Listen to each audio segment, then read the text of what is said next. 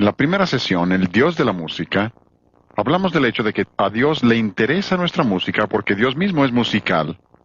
Y aún la serie de sobretonos demuestra lo que podemos aprender acerca de Dios mismo. Y en el lenguaje y en el canto, aún las diferentes vocales se determinan por la fuerza de las parciales de la serie de sobretonos. Así que tiene relación con toda la vida y nos muestra que a Dios sí le interesa nuestra música y que Él sí tiene normas. En la segunda sesión vamos a hablar acerca del mensaje de la música. Wilson Bryan Key, quien ha investigado mucho este tema, escribió el libro Seducción Subliminal, La explotación por la prensa, libros de esos. Ha llegado a ser un personaje de controversia, pero tiene mucho discernimiento. Vamos a citar de él en varias ocasiones durante el seminario. Pero él dice, cuando entiendes algo, aquello pierde su control sobre ti. Observas a un mago realizar un truco y te quedas impresionado. ¿Cómo lo hará? Pero una vez que sabes cuál es el truco, pierde su efecto. Así que si podemos entender la música y qué es lo que hace y cómo opera, eso nos ayuda a saber cómo controlar la música que tenemos en nuestras vidas.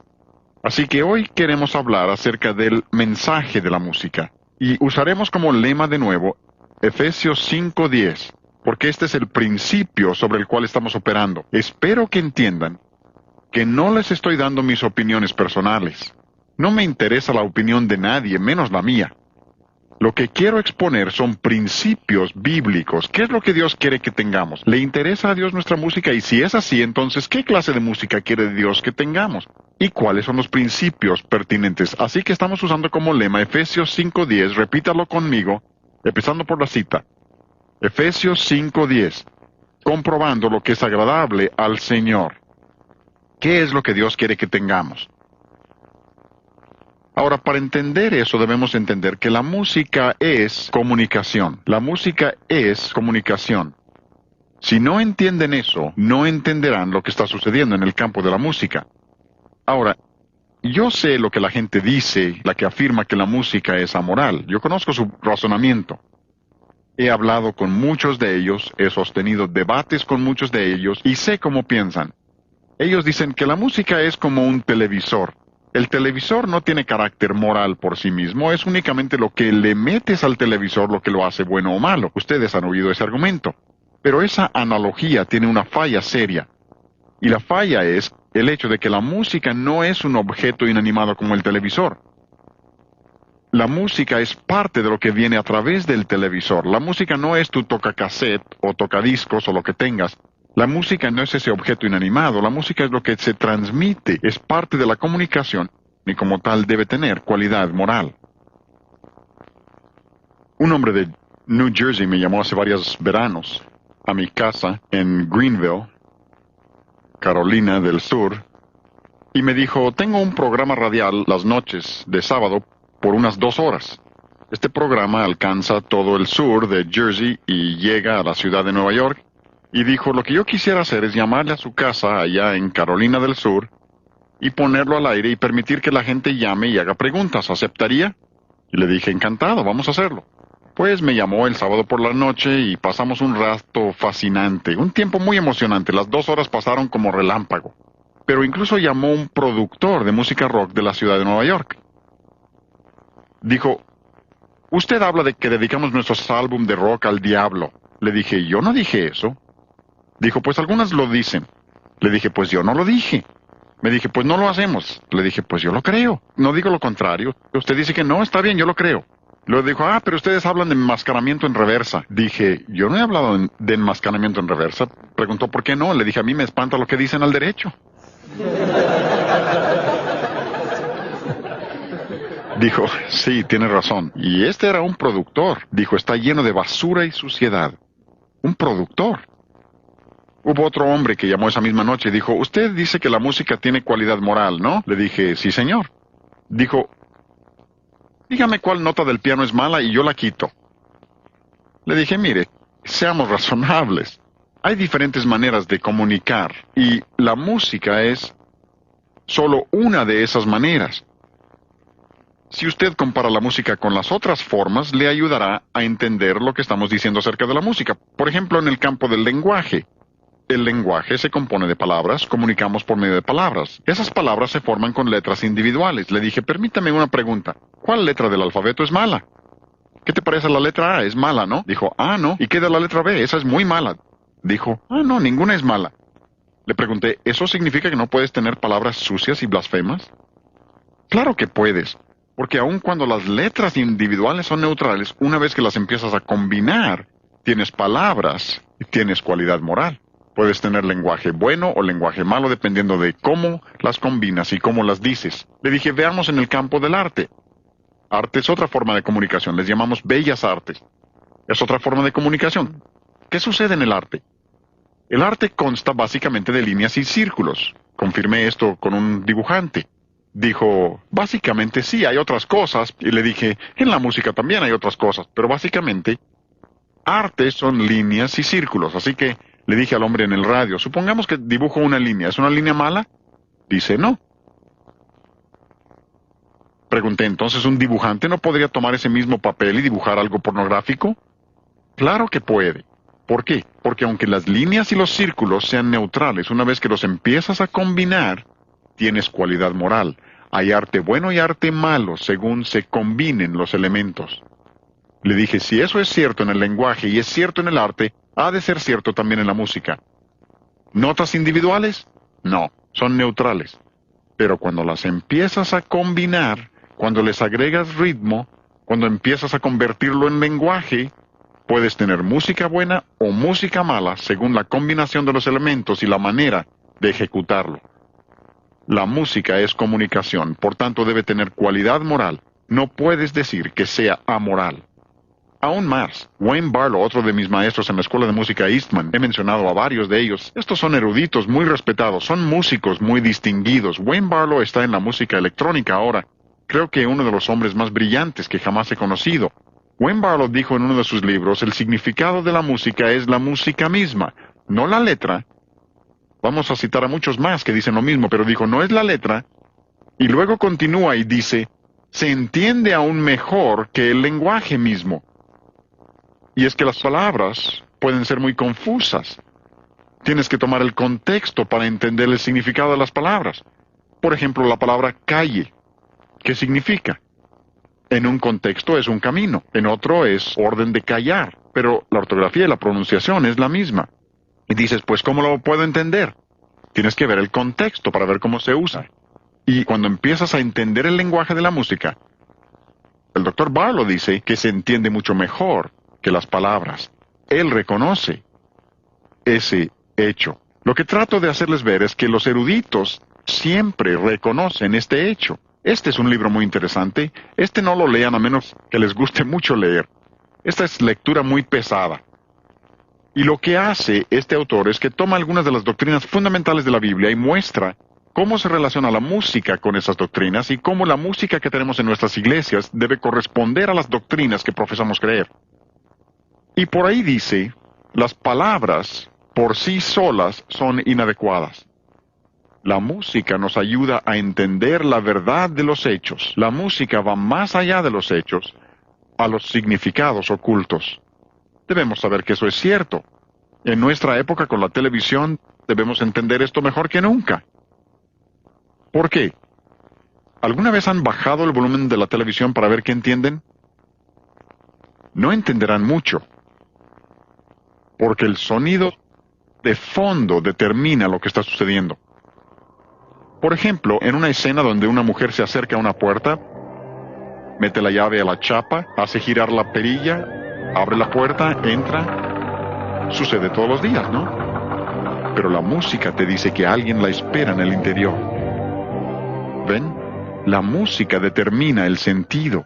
La música va más allá de los hechos porque la música es el lenguaje de los sentimientos.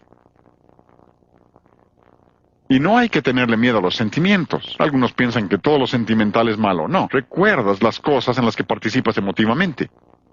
Yo recuerdo cuando se casó nuestra hija menor, Gina. Fue un momento emotivo, porque entregábamos a nuestra última hija. También recuerdo muchos años antes, cuando ella nació. Me tocó ver el nacimiento. Estuve ahí, creo que todo papá debe tener esa experiencia. Vi el nacimiento. Vivíamos en Carolina del Sur, llamé a mi hermana en New Jersey para decirle que teníamos una nueva niña en nuestra familia. Pasé 20 minutos llorando al teléfono. Pagué por 20 minutos de llanto. ¿Por qué? Porque tenía una participación emotiva. Cuando me casé con Flora Jean, ya hace buen rato, lo recuerdo como si hubiera sido ayer. ¿Por qué? Tenía participación emotiva, y la sigo teniendo. Pero recuerdas las cosas en las que tienes participación emotiva. Dios sabe eso, por eso nos dio la música. Díganme, ¿cuántos de ustedes vivían en 1963 cuando el presidente Kennedy fue asesinado? Algunos. ¿Cuántos pueden recordar dónde estaban cuando supieron la noticia?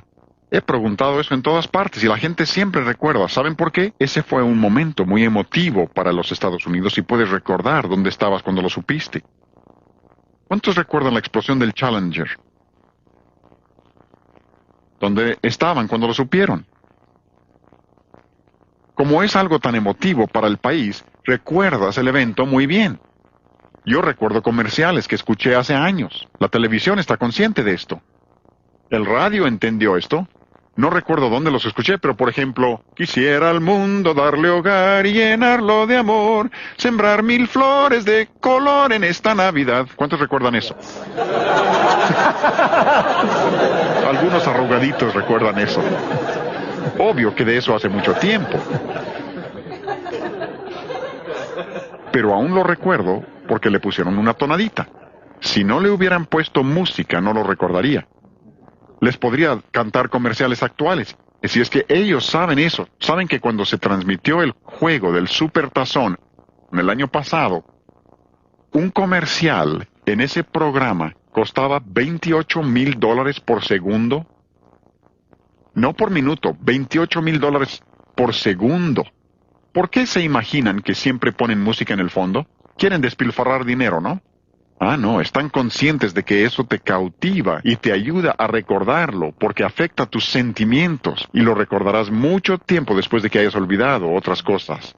Por eso predicadores que piensan que pueden predicar el evangelio y usar el tipo de música que queramos están equivocados porque la gente recordará esos cantos mucho tiempo después de que hayan olvidado el mensaje. Y no estoy menospreciando la predicación, pero es la música y Dios así lo diseñó. Esto es lo que dice este hombre. Música va más allá de los hechos, a los significados ocultos. Comunica en un nivel diferente.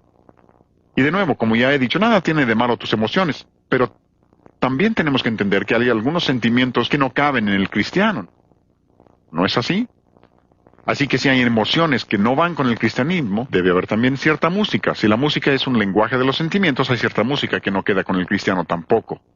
Eso tiene sentido, ¿no? Leonard Bernstein dice, la música no tiene que pasar por el sensor del cerebro antes de que pueda llegar al corazón. Dice, un fa sostenido no tiene que considerarse en la mente, pega directamente y por eso es tanto más poderoso. Lo que dice es que sin que lo analice tu mente, pega directamente en tus sentimientos y te alcanza en un nivel que no puede ser alcanzado de ninguna otra manera. La música tiene ese poder y debemos saberlo. Este es un libro muy interesante. Lápidas que hablan y otros cuentos de la era de la prensa. ¡Qué títulos tan interesantes! Obvio que están en el campo de la comunicación. Este hombre se llama Gary Gumpert. Es un libro secular, pero miren lo que dice. Alguna de esta gente de la televisión pregunta, ¿cómo es posible que la inmoralidad en la pantalla propicie inmoralidad en la vida real? Dicen que simplemente no puede ser. Los magnates de la televisión dicen, no, lo que proponemos en la televisión solo tratamos de mostrar la realidad. Y debo decir que están totalmente confundidos en cuanto a lo que es la realidad. Recuerden que realidad es lo que se acerca más a la verdad y la verdad es lo que Dios afirma que es verdad. Así que ellos muestran la cara asquerosa de la vida y dicen que eso es realidad. Están confundidos, pero dicen, podemos mostrar toda esta inmoralidad, consumo de drogas, todo eso, y no afecta a nadie. Wilson Bryan Key refuta esto y me gusta mucho su afirmación. ¿Recuerdan? Seducción subliminal y algunos libros de esos. Wilson Bryan Key dice, si no crees que afecta a la gente, asómate por tu ventana. En la década de los 60, cuando las canciones hablaban de drogas, ¿qué sucedió? Fue cuando los jóvenes empezaron a usar drogas al por mayor. Cuando las canciones empezaron a hablar de amor libre y sexo libre, fue cuando una ola de inmoralidad inundó a nuestro país y a nuestros jóvenes. Y él dice, si no lo creen, asómense por la ventana. Si los cantos lo proclaman, la gente lo va a hacer. Ahora mismo, uno de los más grandes amenazas, incluso en la última estadística que vi, dice que la segunda causa de muerte en adolescentes después de accidentes automovilísticos en los Estados Unidos es el suicidio. Y tantos de los cantos motivan al suicidio. Y Wilson Bryan Key dice, si no lo creen, asómense a la ventana. Cuando lo oyen en las canciones, observen lo que está sucediendo. Pero los magnates de la prensa que promueven la televisión dicen, no tiene ningún efecto. Pero, al mismo tiempo, dicen que la publicidad modifica la conducta del público y procuran que la gente se anuncie porque sí logra que el consumo aumente. ¿Hasta dónde llega la hipocresía? Este es un libro relativamente nuevo. Se llama Control Mental Sabatina. Ustedes que son padres deben leerlo. Escrito por un hombre cristiano exponiendo la filosofía que se está enseñando a nuestros niños. Porque los padres creen que el sábado por la mañana es bueno permitir que la televisión sea la niñera. ¿Y qué cosa puede ser más inocente que las caricaturas? Si no las has visto, debes verlas con tus hijos.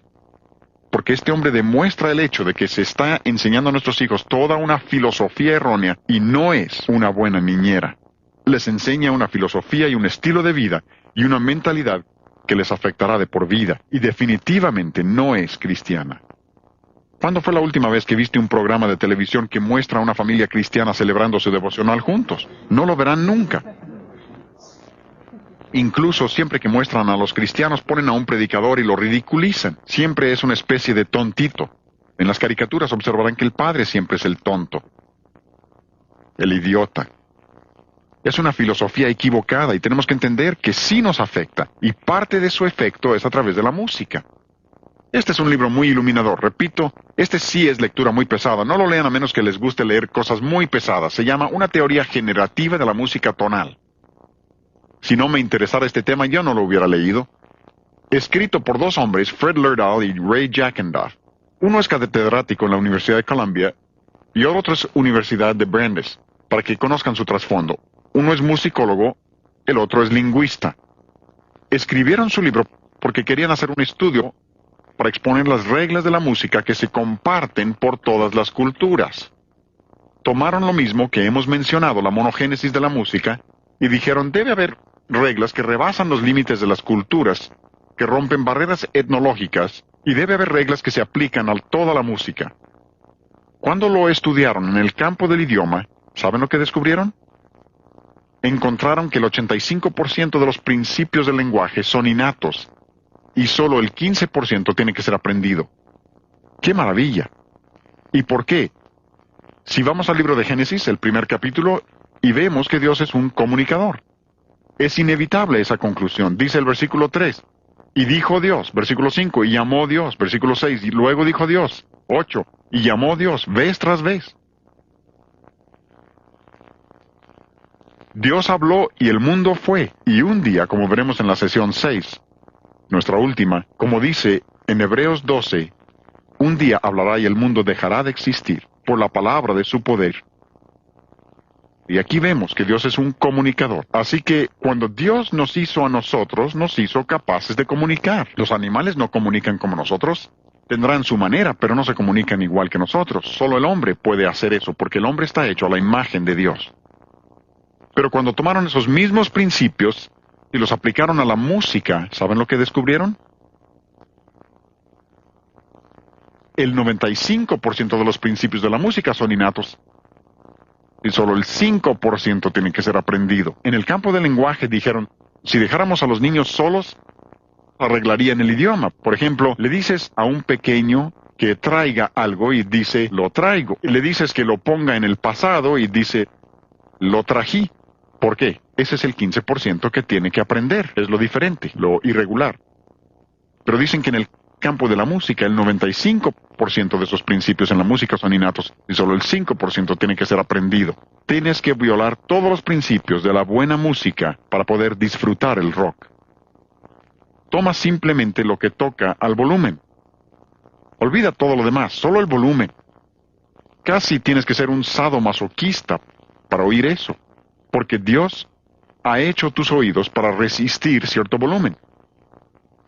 Y como veremos en la sesión 5, Dios ha hecho tus oídos para resistir cierto volumen. Incluso si empiezas en 115 decibeles, no debes oírlo más de 15 minutos. Y por cada 5 decibeles que aumentes el volumen, el tiempo debe ser la mitad. A 120 decibeles, limítalo a 7 minutos y medio. A 125 decibeles, limítalo a 3 minutos y cuarto. Díganme, ¿quién determinó eso? A ver, Dios determinó eso. Algunos dicen, la belleza está en el ojo del que mira. No lo crean. La belleza está en el ojo de Dios. Dios es el que determina lo que es bello, y resulta que estos hombres que no pretenden enseñar principios cristianos se dan cuenta de que el 95% de los principios Dios los ha puesto en nosotros en forma innata y solo el 5% tiene que ser aprendido. Volviendo al libro de Neil Postman, Matándonos de diversión, dice en ese libro, la forma en que se expresan las ideas afecta lo que serían esas ideas. Eso debe ser obvio. Supongamos que me hacen un regalo, y sería buena idea. Imaginen que al darme ese regalo yo les digo, gracias. Dirán, lo aprecia, le voy a regalar algo más. Pero supongan que al recibir ese regalo les miro y les digo, gracias. Preguntarán, ¿qué le pasa? La manera de decirlo determina la intención. ¿No es extraño que la gente piense que pueden tomar música rock y ponerle letra bíblica y no cambiar el significado de las palabras? Es imposible. Díganme, cuando la gente quiere maldecir, ¿qué nombre usan? El nombre de Dios, el de Jesucristo. Ustedes dirán, ¡qué maravilla! Lo están diciendo tan fuerte que se oye hasta la otra cuadra. No, decimos, eso es blasfemia. No hagas eso. ¿Por qué? La manera de decirlo determina si las palabras son bendición o maldición. Oigan este ejemplo.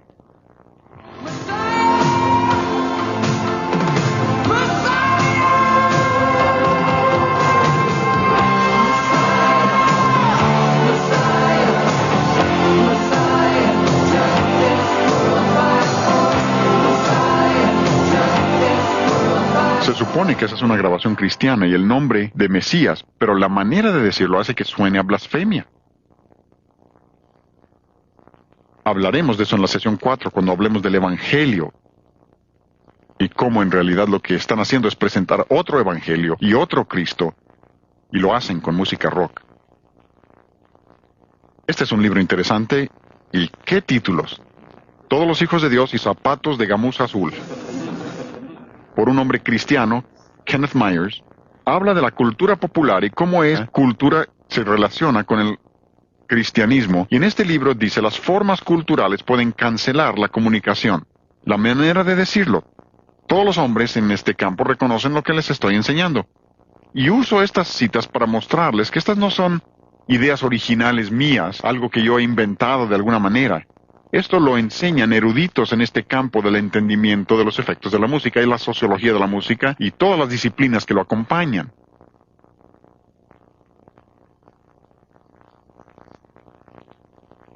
Otro libro, volviendo al libro de Gary Gumpert, Lápidas que hablan y otros cuentos de la era de la comunicación, dice en este libro que los fans de esta música, y a propósito en el campo de la música cristiana contemporánea, así les llaman, fans. Es diversión y tienen sus fans que los siguen. Pero dice que los fans insisten en que la calidad es subjetiva. Si a mí me parece malo, es malo. Si a mí me bendice, ¿tú cómo lo puedes dudar, no? O sea que mi reacción a aquello es lo que lo hace bueno o malo. Todo es subjetivo. Dicen que ellos insisten en eso. Pero dice, esto es como el borracho que cree e insiste a gritos que no está ebrio y a los 5 minutos está inconsciente.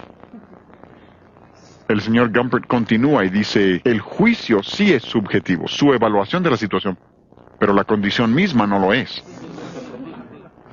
No importa lo que digas, dirás, pues yo no lo veo así. Eso no quiere decir que la música no tenga cualidades inherentes. Tu juicio sobre la música pudiera ser subjetiva, pero las cualidades inherentes no es asunto subjetivo. Es objetivo. La palabra de Dios comenta sobre esto, y quisiera tomar los siguientes versículos para mostrarles que hay muchos versículos que aunque no mencionan la música directamente, estos son adicionales a los que veíamos que sí mencionan la música directamente, pero hay muchos versículos que mencionan el tema de manera indirecta, y hay que entender eso. Hace varios años estuve en una ciudad grande, y me invitaron a una entrevista en una difusora de radio cristiana. Le llaman la Estación del Amor, para que se den una idea. Y la noche antes de la entrevista, el gerente de la difusora leyó uno de mis libros. Ha de haber sido un librito que escribí, El ruido fuerte del ritmo rock. Alguien le dio un ejemplar y lo leyó y decidió que no iba a ser entrevista, iba a ser un debate entre él y yo. Y otro de sus hombres sería el moderador, pero eso me lo dijo hasta que llegué al estudio, que iba a ser un debate. Les dije, está bien, si quieren ser debate y no entrevista, está bien. Pues fue muy interesante. Empezaron el programa tocando música rock. Obviamente era música rock, no había duda.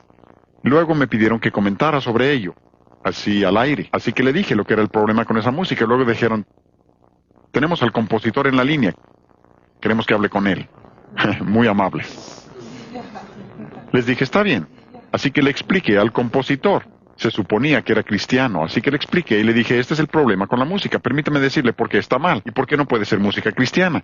Pero luego, y creo que aquí es donde Dios le da a uno palabras, creo que eso se refiere cuando dice que Dios dará palabras, y Dios me hizo pensar, ¿por qué no le hablas acerca de la salvación? Así que estábamos al aire y le dije, Rick, así se llamaba el compositor, le pregunté, ¿cuándo te convertiste? Y me preguntó, ¿a qué se refiere?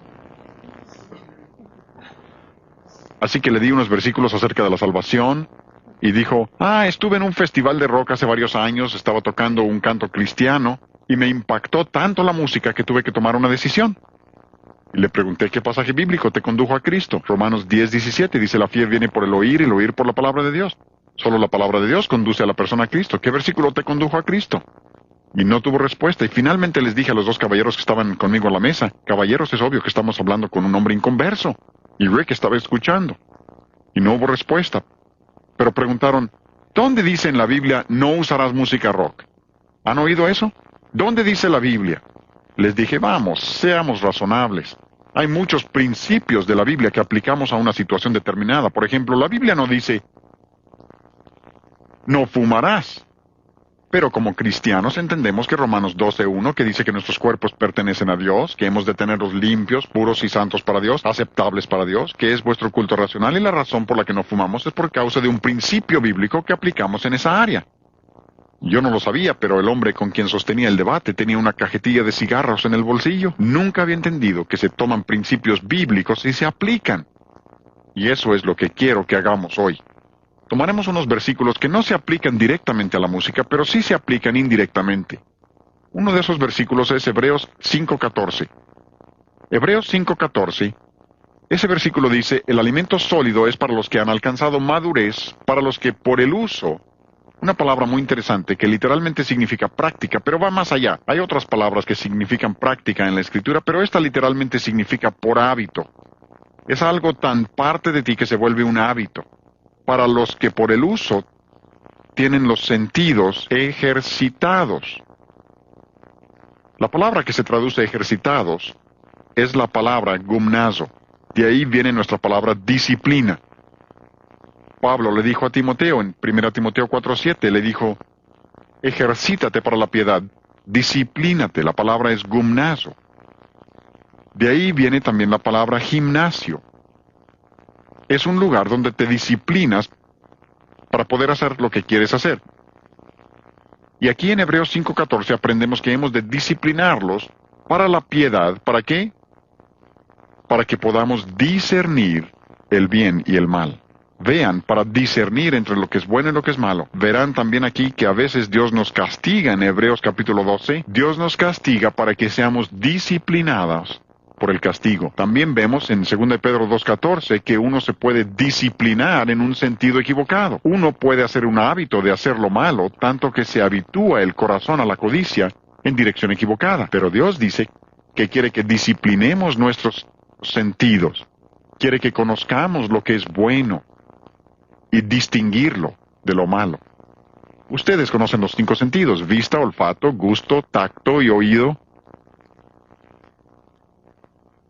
Yo creo que Dios quiere que disciplinemos los 5 sentidos. Los 5. No tomaremos el tiempo para hablar de ellos hoy, pero se podría predicar un sermón completo sobre cada uno. Nuestros ojos, Dios quiere que disciplinemos nuestros ojos, y en nuestra época de la comunicación todo hombre tiene que aprender a disciplinar sus ojos. Quizás supieron de un evangelista famoso que cayó en pecado y dijo, toda mi vida he tenido una fascinación con la pornografía.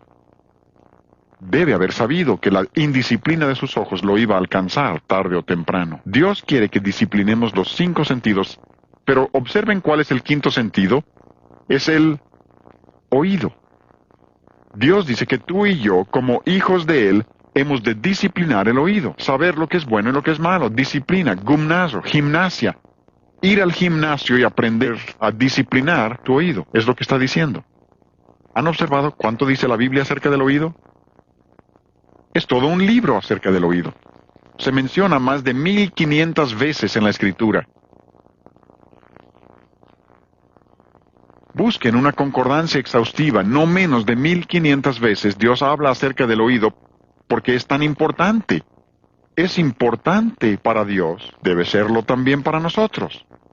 Romanos 10:17, la fe es por el oír, no por la vista, no por el tacto, ni siquiera por la experiencia. Algunos dicen, yo tuve tal o cual experiencia y eso fortaleció mi fe.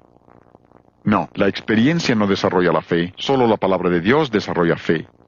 La experiencia lo puede confirmar, pero solo la palabra de Dios produce fe. Otros dicen, yo tuve tal o cual experiencia y eso destruyó mi fe. No, solo una falta de la palabra de Dios puede destruir la fe. Porque si la experiencia pudiera destruir la fe, los creyentes de Rusia no tendrían fe alguna. Al contrario, son tan fuertes que no quieren saber de nuestro cristianismo. Tienen una fe muy fuerte.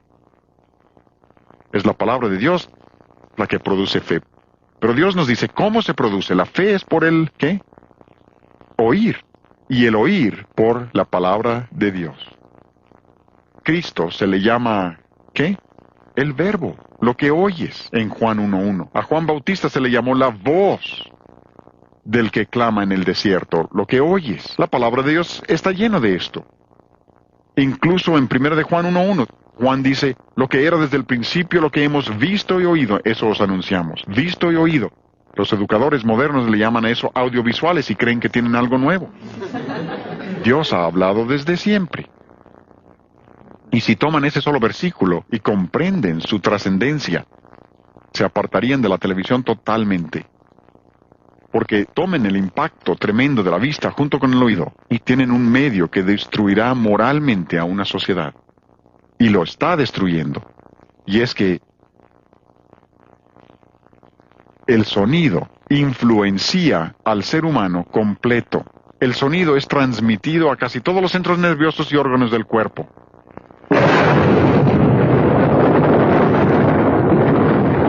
Todos brincaron. Y esa no fue una expresión muy fuerte. ¿Por qué? Tienes más terminaciones nerviosas en el oído que en ningún otro de los sentidos. Dios así te hizo, e hizo que el sonido fuera importante para nosotros. Hay que entender esto. Éxodo 32. Han de recordar este relato. Moisés y Josué, Moisés es el anciano, Josué es joven, y han subido al monte para recibir de Dios los 10 mandamientos. Josué sube un poco y Moisés hasta la cima. Estando él allí, Dios avisa a Moisés que hay problemas en el campamento. Moisés sí tenía aviso previo, pero más adelante los dos vienen descendiendo de la montaña juntos y oyen el clamor que procede del campamento. Y en el versículo 17, Josué habla y dice, Moisés, oigo estruendo de batalla. ¿Tenía razón?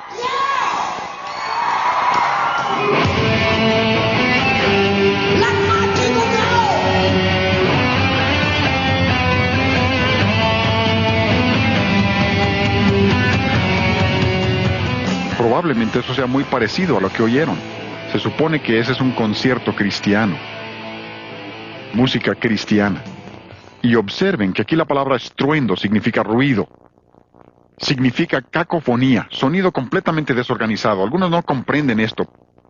Por ejemplo, cuando vuelve a hablar Moisés, dice, yo escucho estruendo de cantares. Y usa la misma palabra que significa ruido. Y algo tenía el canto del pueblo que le decía a Moisés que había pecado en el campamento.